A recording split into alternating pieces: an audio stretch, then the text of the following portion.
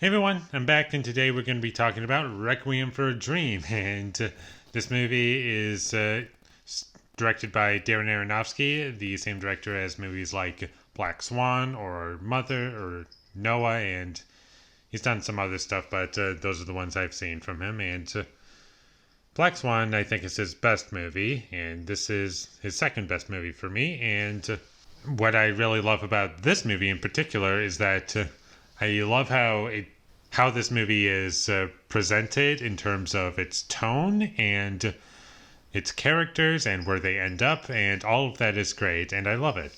The first thing that I would like to get out of the way first is the performances. I don't think that anyone did a bad job. I think they're all great. And each character in this movie has different goals that they're building towards, and that's something that I really love about this movie, is that each character, I know I say this a lot, but each character feels distinguishable, and I kind of related to these characters, and I found them likable, even if they're doing kind of horrible things. The movie, for myself at least, finds a way to get you to either relate to them or understand why they're doing what they're doing. I also think this movie looks gorgeous. There's also some shots that really stand out to me, not just stuff that's when you see the mom's perspective of she wants food and she's hungry, but she's trying to lose weight, and she imagines food falling from the ceiling that she could eat, and normally that would come across as goofy, but here I think it worked because in the beginning of the movie is kind of lighthearted. Everyone has motivations that you can understand, and I like that about the movie. But as the movie progresses, it is a slow-paced film, so be prepared for that. It's not very long. It's an hour and 40 minutes, I think. But it is very slow. But I wouldn't say it's boring because I was always invested in what was happening. But just be prepared for that if you're not into a slow burn. Back to what sticks out in my mind. Or back to me talking about how the film looks gorgeous. I also really love the POV shots. It's like a camera just focused towards a character's head. You'll get that a lot in this movie. And sometimes it's from the back of their head. And whenever they move, it's like the camera's moving. And I really loved that. I think that was very effective and very well done.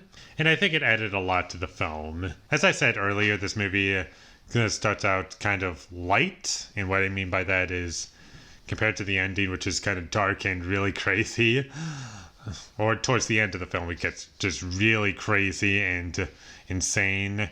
And that happens throughout the film. It's very high in terms of, how should I say, tone. Everything's going well, but as the movie goes along, it just goes downhill, downhill, downhill, and it just keeps going, and it doesn't stop, and your eyes are just glued to the screen, and I could never take my eyes off the screen because so much was happening that I couldn't look away. I should also mention, speaking on the tone, the drama in this movie is very well handled, and everything feels natural, nothing feels forced, and the characters talk like real people. And I don't feel bad if I were to rewatch this movie again. I only have one issue with this movie, and that is that they used the Requiem for a Dream theme a couple too many times, and for the most part, when it's used very well and appropriate, and it's very effective when it's used, but there are a couple parts where it's used, and it felt unnecessary to use it, and they use it 6 times throughout the movie, and I wish they would have held back from using it so many times, but that's it. In the end, I would highly recommend that you check out Requiem for a Dream. I think it has great performances in it, a great tone, a story that I feel is something that I connect to, and I find this movie really engaging. And I am excited to watch it again, and I'm going to give Requiem for a Dream a 9 out of 10.